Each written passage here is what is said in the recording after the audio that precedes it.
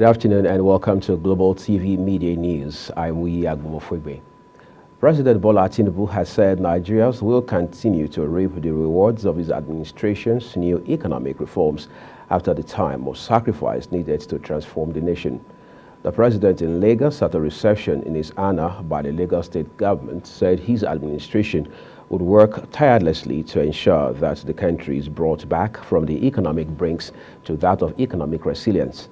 The president appreciated the governors and the members of the National Assembly present at the event, adding that the solidarity must continue for the betterment of Nigerians. The president said he will not allow the country's huge population to be disappointed because it was not an alternative for him. The Lagos State Governor Babajide Sanwo-Olu had thanked the president and members of the National and State Houses of Assembly for the visits which came exactly a month after the president's inauguration. He pledged the governor's commitment to realizing the noble concepts contained in the renewed hope agenda of the Tinubu-led administration. The Defense Headquarters has given top officers who are seniors to the newly appointed service chiefs till Monday to voluntarily retire from service. The order, which was contained in a memo dated June 26 and signed by Major General Y. Yahaya on behalf of the Chief of Defense Staff, was directed to generals, brigadiers general, air vice marshals and rear admirals in the Nigerian Army, Air Force and Nigerian Navy who are senior to the new service chiefs. The retirements of the senior officers across the three services was in line with the long-standing military tradition that officers who were senior to the service chiefs would be retired. Tinubu had announced the immediate retirement of General Lucky Irabor, who was the Chief of Defense Staff, the Chief of Army Staff, Lieutenant General Farouk Yahaya, Chief of Naval Staff, Vice Admiral Awal Gambo, and Air Marshal Oludayo Amao, the Chief of Air Staff, and replaced them with the new military chiefs. However, the DHQ in the memo with reference number DHQ-15/plans/801/13 directed all officers with seniority on commission above that of Nigerian Defense Academy Regular Course 39 to submit their applications for voluntary retirement from service with immediate effect. The spokesperson for the Nigerian Air Force, Air Commando Ayodele Famuyiwa, declined comment, saying he is handing over to his successor on Monday. In the meantime, the immediate past Chief of Defense Staff, CDS, General Lucky Irabor, has pulled out of the service of the Nigerian Armed Forces following the appointment of new service chiefs. The ceremony took place at Mogadishu Cantonment, popularly known as Abacha Barracks in Abuja. Irabor noted that providing security for a diverse country like Nigeria is not an easy task. However, he insisted that it is not an impossible one to achieve. Kikelemo Okere was at the event for Global TV. Pulling out parade is a traditional military ceremony to mark the officer's retirement from service, which involves a parade by the retiring senior officers and march past by the troops.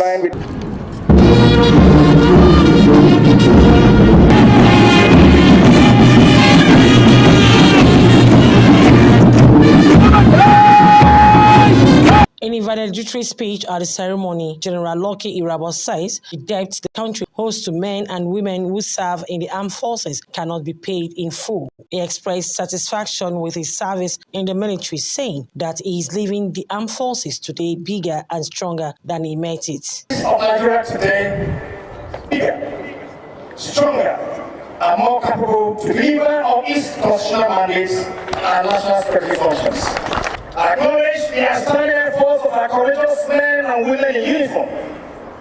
My deepest gratitude to the brave officers, soldiers, ratings, airmen and airwomen who demonstrated unwavering commitment and dedication.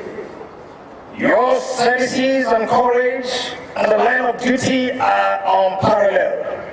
Delta State Governor Sheriff Oborivori, who was in attendance at the pulling out parade, described General Lucky Irabor as a general who believes in capacity, competence, and passion to service. Somebody I know very well, he has the capacity to lead this country. Also, I want to congratulate the immediate past Chief of Defense Staff, General Irabo. He is a man who believes in capacity, who believes in competence, and also trust and passion for service. Having led the armed forces for 29 months, plays very well. He came in when we have a lot of security challenges, and today he has done very well. And the man who is taking over, CG Musa, is somebody who also believes in this nation. The high point of the event was the pulling out parade by senior officers of the Nigerian Armed Forces.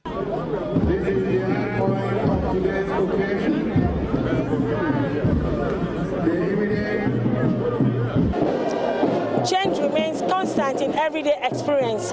Within the context of change is embedded a divine opportunity to progress continuum of service to the security and development of Nigeria. From Mogadishu Cantonment in Abuja, I am Kike Lomo Okeri, Global Television News. The Army War College in Nigeria, AWCN, has witnessed a change in leadership as Major General Ishaya Buba Maina assumed commandant of the college, taking over from Major General Bamidele Ali Alabi, who has been posted to 1 Division, Nigerian Army, Kaduna, as General Officer Commanding GOC.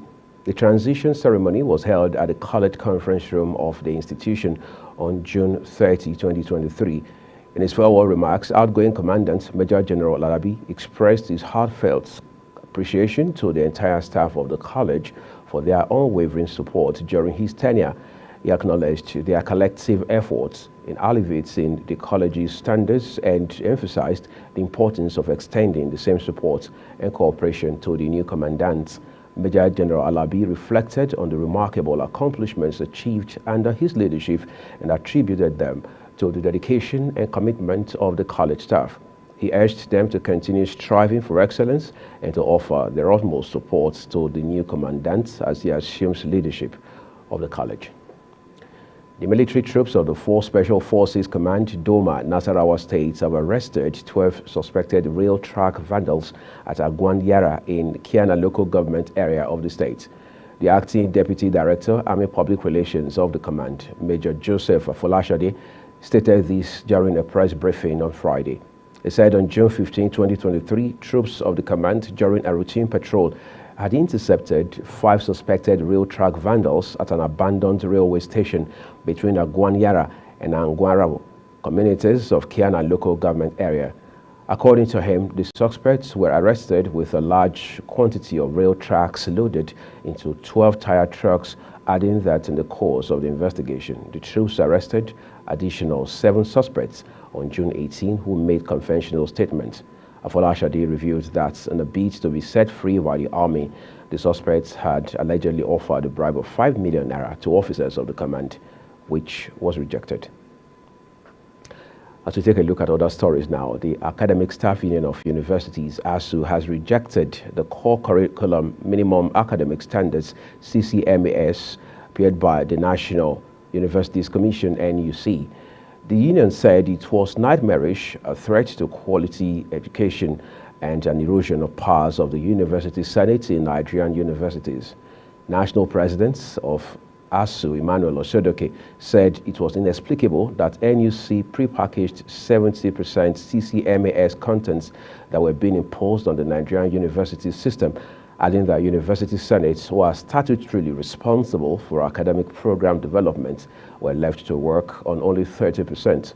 Oshodoke said that there were growing concerns about the numerous shortcomings and gross inadequacies of the CCMAS documents, and although many universities were dissatisfied, they were shying away from making public comments on the curriculum.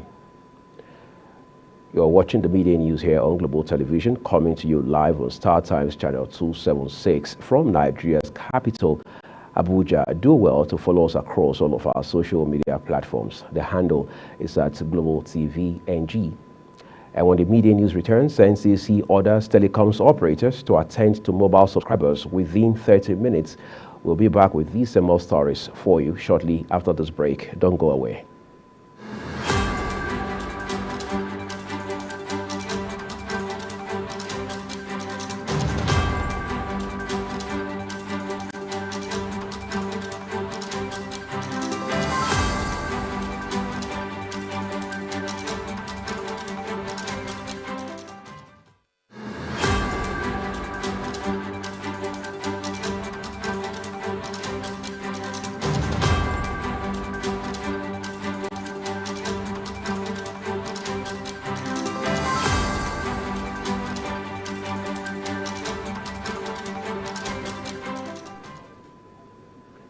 Thank you for staying with us here on the Midday News on Global Television. The Nigerian Communications Commission, NCC, is set to mandate telecommunications firms to attend to their customers within 30 minutes of arriving at any customer care center in the country. This is based on a new document titled Draft Quality of Service Business Rules on the Commission's website, which states that the business rules stipulate the minimum quality and standards of service, associated measurements, and key performance indicators for measuring quality of service. In the customer care section of the document, the telecoms regulator stated that a subscriber's waiting time to be physically attended to by relevant staff at customer care centers must not exceed 30 minutes as against what currently obtains, where customers can be kept for hours before being attended to. The Commission is also moving to ensure that subscribers can speak to a customer care representative within 5 minutes when they call a telco's helpline. Nigerian Electricity Regulatory Commission (NERC) is waiting for the approval of President Bola Tinubu before a new tariff regime is made public. The review of the multi-year tariff order, also called MYTO, which happens twice a year, is expected to lead to a rate increase following the devaluation of the naira with the flotation of the national currency. The electricity distribution companies, DISCOs, said the upward tariff review would encourage investment, leading to supply of additional power to consumers. Manufacturers Association of Nigeria, MAN, said the implementation of the nation's Electricity Act would also be enhanced because of the new tariff. President of Nigeria Consumer Protection Network, Mr. Kunle Olubio, said that much value has not been given to consumers despite several past tariff reviews. He said more investment should be channeled into the capacity expansion of critical power grid infrastructure and network improvements in order to upscale efficient service delivery, quality of supply, and customer satisfaction in the post-privatized Nigerian power sector. The Nigerian Ports Authority, NPA, has commenced the evacuation of overtime cargoes at the ports. A statement by the NPA says that the moves to evacuate overtime cargoes at the ports were intensified when the Permanent Secretary, Federal Ministry of Transportation, Dr. Magdalene Ajani, led an interagency team comprising the NPA, Nigerian Customs, and the Nigerian Shippers Council on an assessment tour of overtime cargoes littering the ports. Lagos and Tinkan Island ports complexes and the terminals, including Ikorodu Lighter Terminal, have been occupied with 3,200 units of overtime cars and about 3,295 units of overtime containers, respectively, while the eastern ports have a combined total of 956 overtime containers. In order to ensure transparency and inclusiveness, the modalities to govern the auction process will be finalized by all stakeholders after a similar sensitization meeting with stakeholders in the eastern ports of Warri, Rivers, One, and Calabar.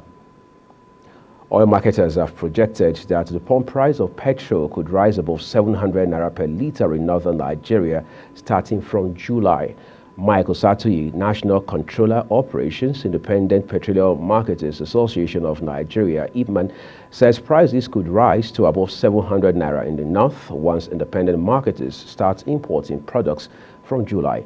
The downstream sector currently awaits fresh petroleum products as the Nigerian Midstream and Downstream Petroleum Regulatory Authority, NMDPRA, continues to license operators willing to get involved in the importation business.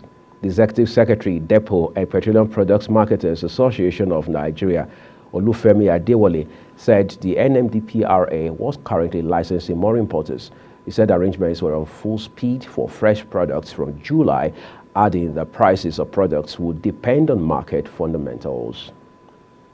Let's take a look at the foreign scene for you. More than 100 people have died due to extreme heat in Mexico City in June, the government said, following a series of heat waves in the Latin American nation. Scientists say global warming is exacerbating adverse weather, with many countries experiencing record high temperatures. Sandra Akbar tells us more. Over 1,000 heat-related emergencies have been reported in Mexico between the 12th and 25th of June, which have resulted in 104 deaths, and that is according to health figures released by the Ministry of Health. The Ministry of Health has also reported that Mexico City residents attempt to stay cool amid a heat wave that has left 8 people dead around the country.